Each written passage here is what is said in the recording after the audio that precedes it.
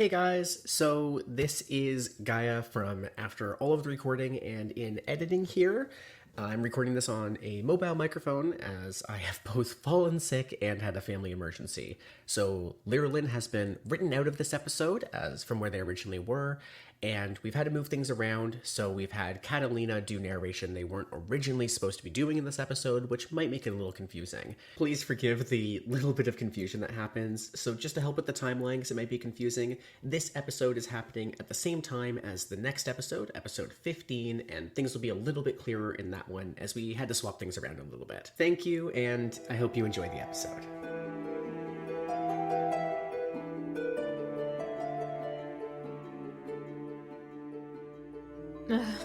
I'm so hungry. I can't believe Kat didn't let me bring snacks today. How could they?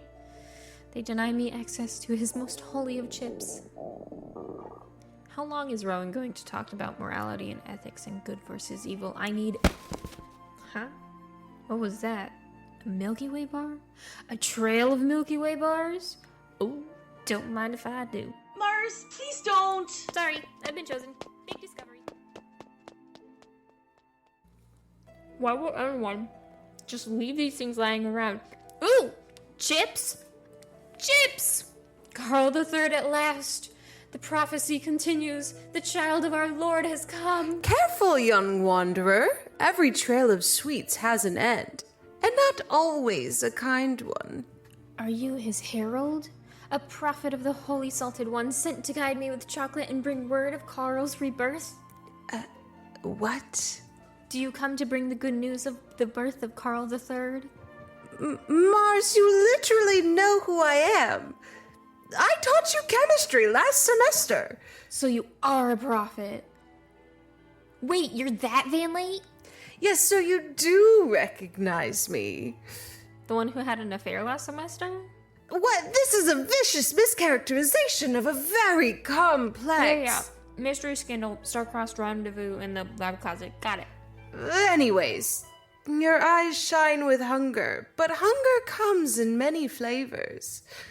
There is the hunger for food, for knowledge, then the hunger for conflict.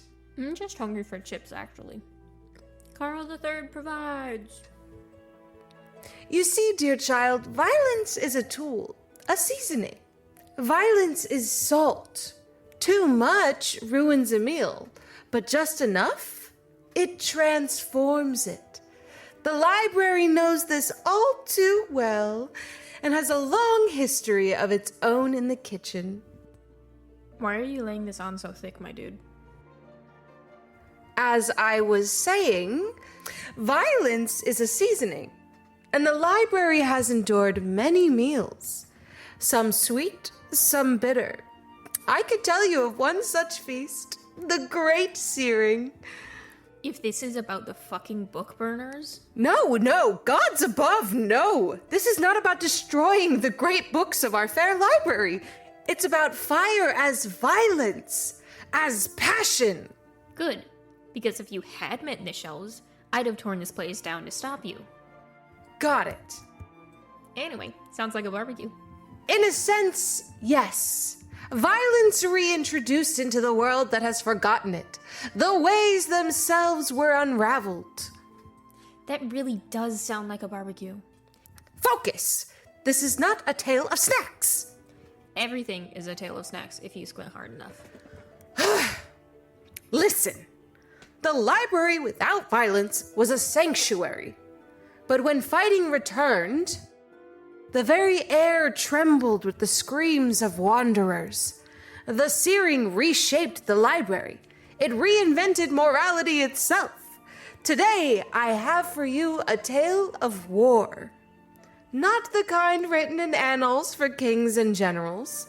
The kind where the ground itself remembers how much blood it has drunk. So you want to tell me about violence? Precisely. A tale of the library where violence itself takes center stage. This is the fire I wish to show you. Okay. Feed me the tale, prophet. If you ask 6 people what the Great Searing was, you'll get 7 different answers. Nobody's certain of what caused the event or what exactly it even was. Such is the nature of the library, I suppose. We exist in a state of natural anarchy. Librarians aren't a governing entity, more concerned with maintenance and upkeep than politics and order as we are. We simply enforce the rules, one of which, yes, is that there will not be any fighting within the library. Violence is the unspoken threat underpinning power hierarchies. Without that, an entirely new kind of society arises. The library's patrons are hospitable and generous, room and board for those who need it, with no expectation of compensation. Property is shared, and knowledge even more so. This status quo could only exist in the absence of the ability of anyone to pick up a heavy book and bash another patron's skull in.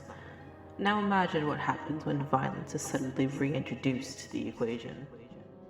The shelf exploded outward, throwing incinerated books into the corridor below.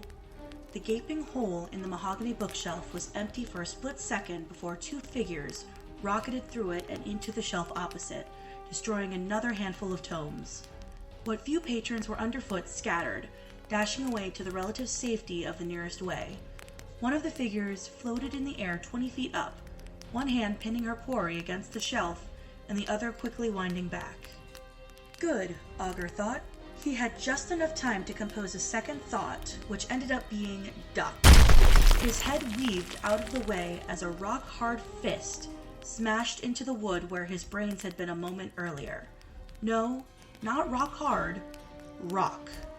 The tree trunk thick arm was made of a dense, cracked concrete up the bicep, where it transitioned to an almost blindingly pale gray.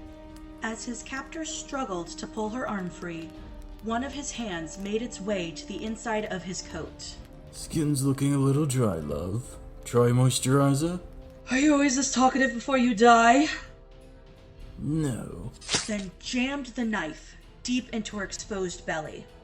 She let out a harsh grunt and loosened her grip, dropping Augur to the floor below. He tucked and rolled, landing on a pile of books about anatomy. He winced at the irony before scrambling to his feet and hauling ass to the end of the corridor. He was interrupted by the hiss of air behind him and ka-thunk as his knife embedded itself in a book inches from his leg. He spun around, whipping another 3 knives out of his coat lining. She was gradually descending to the ground, her face screwed up in pain and clutching her side. The knife had left a long, ugly wound in her stomach, dripping a murky gray liquid onto the floor. Augur watched over the next 10 seconds as the gaping hole turned gray and grew smaller and smaller, knitting itself shut. The only evidence she had been so much as touched was the tear in her plain black shirt. She looked up at him and smiled. Nice try. Blindly, he threw 2 of the short daggers in her general direction and yanked the longer one out of the wall, spinning around the corner of the bookshelf. He dropped to one knee, pressing his palms against the floor for a moment and closing his eyes. A dark, murky shape flashed through his vision, 200 feet away. He held his breath, then tried to recall the shape. It was hazy and blurred now, but brighter. 197 now. He opened his eyes and quickly scuttled backward into the safety of another shelf while doing the math in his head. 3 feet a second. He had a little less than a minute. He heard a rough, gravelly voice from the next shelf over. Surrender and tell me where the book is, and I may just make it quick. She was getting closer. He backed up, trying to keep his footsteps light. He stopped when he heard breathing right on the other side of the thick mahogany bookshelf. Holding his breath, he grabbed a book from the shelf. Not too heavy, not too light. Some treatise on rare fish anatomy. Flipping it over, the hardcover was blank from behind. Excellent. He drew a piece of black chalk from his coat pocket and scribbled something onto the cover, then loudly snapped it shut. He heard her skin creak as she pivoted. Then he reared back and chucked the book over the shelf. The explosion was enough to knock him on his ass, even from the other side. Smoke began to rise up into the air. Anyone who was still dumb enough to be in the area bolted. Augur raised himself to his knees, shaking his head clear of the ringing. There was no rocky pounding, no enraged scream. He got to his feet, quickly moving away. Maybe that did it after all. Might not even need... The thought slammed out of his head when a massive, rocky fist punched through the bookshelf, inches away from his nose. This time directly in his chest, slamming him through the air and into the shelf opposite. He landed in a heap, books tumbling down over his head. The shelf she had just punched through was listing dangerously, spilling books as it rocked back and forth. He managed to roll to his left, just barely avoiding it as it came crashing down. His hunter was standing behind it, flexing granite muscles. Then she leapt. He danced back, avoiding the high punch but catching a low knee. Dropping to his feet, he swept his own leg out, stumbling but not tripping the one-ton beast, then pulling back to avoid getting his leg stomped on into about 1,000,000 pieces. They danced like that for a bit, him avoiding her freight train punches, her shrugging off his pinprick attacks, neither gaining an advantage. Then they separated, jumping back from one another. You planning to avoid dying with fancy footwork? She was panting. Her body was massive, but that meant moving it exhausted her faster. He wasn't doing great either. Bouncing back, he pressed a palm to the floor. No, just killing time. Until what? I might need to breathe, but I don't sleep, and I don't eat. Even if you get out of here, I'll find you. And it's not like you can kill me. He squeezed his eyes shut, concentrating. 10 feet. Oh, shit. Yeah, but he might. They both heard it before they saw it. A heavy, fast thumping. Then the bookshelf on the opposite side suddenly smashing into a gigantic hole. The 12-foot Dawson standing in the hole let out a tortured, muffled screech, violently swinging its lantern and rattling the chains that dragged behind it. Its red eyes glowed as they settled on the two figures in front of it. Then it lunged towards her, bounding on all fours like an animal. Augur barely heard the scream as the Dawson wrapped her in its long claws, raised her up, then smashed her into the wall.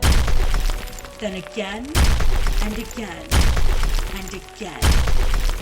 Bits of concrete and granite and assorted rock crumbled and fell to the floor or became a thick dust. He had no idea what had happened to the librarians, but there were some things you could depend on. The screams faded away as he rounded the corner, buckled his coat, and fell backward through the nearest way. The librarians obviously become reclusive and violent, retreating to the archives. Very few of them still traveled in the open avenues of the library. I've always believed they've had their own ways of getting around, like a vent system or something. Either way, the ones that were left were rabid, almost. The exception to this, of course, is the 5th archivist. Her grace kept us all grounded. And having a 7-meter tall bird, lion, warrior, beast on your side definitely helps morale. On one side, anyway. But my point is, things stopped functioning like normal. The rules were enforced loosely, if at all, with a violent summary punishment. The physics law bent and buckled, and most importantly, the ways stopped working right. You'd be lucky to find a stable way a few months in, and the inherent filter that threw undesirables right back out stopped working. Hell, you didn't even need to knock most of the time. Anyone who wanted in, got in, including our enemies.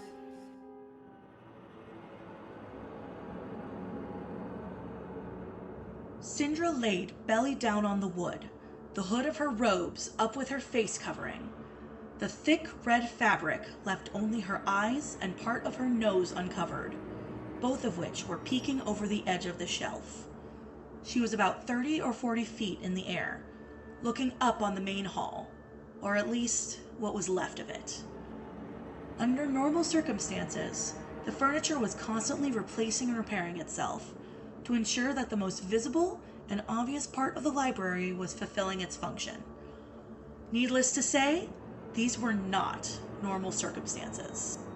Most of the broken furniture had been moved to the rear of the hall, fortifying the main desk. The tables and chairs were stacked and glued together, some by magic and some by actual glue, to form a makeshift barricade about 4 feet high. From her elevation, she could see a number of people huddled behind it. Some in robes like herself, some garbed in the green of the serpent's hand, and many in their regular clothes, declaring no particular allegiance.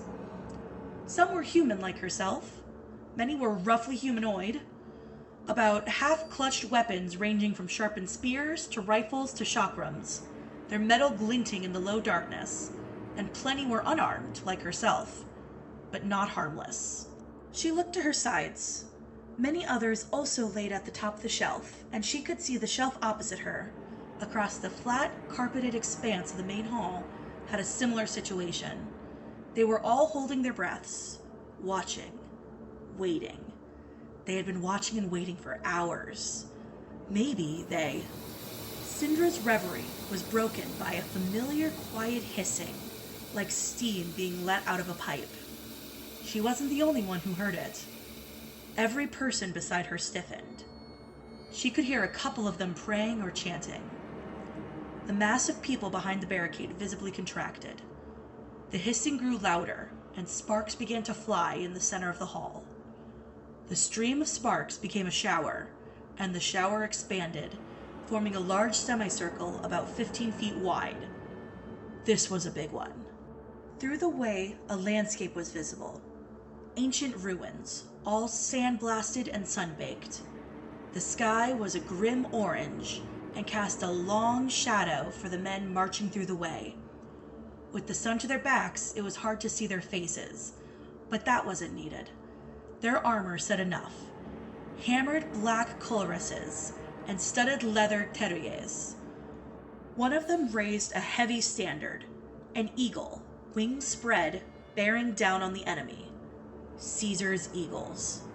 The full complement made it through the way, 30 warriors in neat rows of 6. Presumably, the one barking orders was the commander. Syndra didn't understand his language, but the tone made words unnecessary. The soldiers looked around at the darkened main hall, illuminated only by the light of their own sun. For a minute, it was deathly silent. Then, she heard a sharp cry overhead, something between a roar and a screech. She leapt up, along with the half-dozen others on the shelf, and they bore down on the enemy. The soldier she landed on didn't even have time to swing his sword before she wrapped her fingers around his eyes and imploded his cranium. All around her, her people attacked, as silent as they were violent. All the screams and shouts came from the eagles as they suddenly came under fire from spells and runes they couldn't hope to understand. Those wanderers who decided to take the fight up close risked their bodies, tearing apart the formation and engaging each soldier in vicious mano-a-mano combat. She leapt to another soldier, quickly chanting a spell and pushing the rune into his chest. He fell, tearing and screaming at his own skin as the wasps began to shred him from the inside. The wanderers flanked from both sides, leaving the central lane of eagles whipping around to support their fellows. Which is when another battle cry went out, and the barricade at the far end was suddenly covered by wanderers leaping over, leveling their swords and guns and whips and daggers, and charging headlong at the exposed front line. By the time the Eagles realized what had happened, it was over. A few at the back were able to throw themselves back through the way before it shut, but most of their comrades lay on the floor of the hall, unbreathing. A few of the more ruthless wanderers went around with sharp implements, ensuring they were all dead. Syndra didn't approve, but she couldn't blame them. She leaned against one of the shelves, breathing heavily. Overhead, she heard another cry. This one wasn't as sharp, deeper, more rousing. She looked up this time. The griffin circled overhead, barking another shrill victory cry. Her troop responded in turn, and they heard themselves echoed by a dozen others across the library.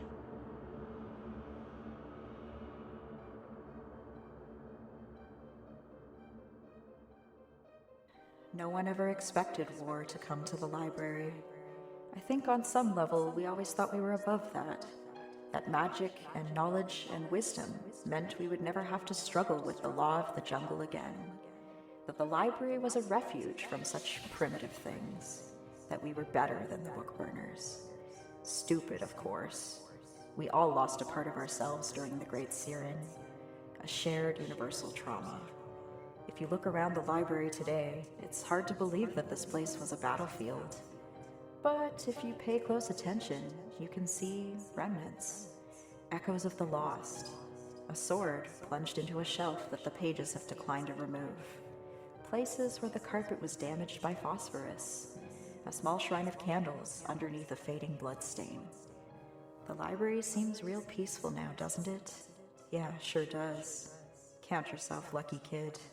The stories about the Searing are written in Wanderer's blood.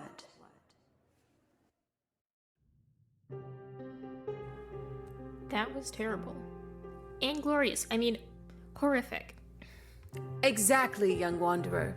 The Great Searing was not heroic nor glorious. It was chaos, and it changed everything. This is the morality of the library. What? I got caught in another morality lesson? When will the torment end? You wish to see the foundation, yes? Such an action cannot be done without knowing that which you are facing. The Great Searing is what comes from such a desire for control, for dominance. Violence is not an evil, it's a seasoning.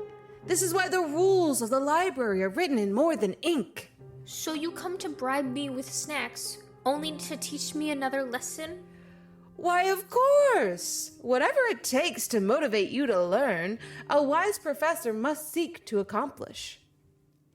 And this, Mars, is your lesson for this break from the semester. Now go! Share your lesson and your chips, but be mindful. The library always watches. What is that? Mars! There you are! I was looking everywhere for you! Catalina? Why didn't you follow the chocolate path? Because you ate it all! Come on, we're about to leave. Rowan's lecture is over. Okay, I'm coming. Oh, also, I was gifted this. His Holy Saltiness Carl III. Where did you even get that? From VanLate. VanLate? I don't see him, though. Ha! He was right. I guess he's gone. He does that. Come on, everyone else is waiting for us. Coming.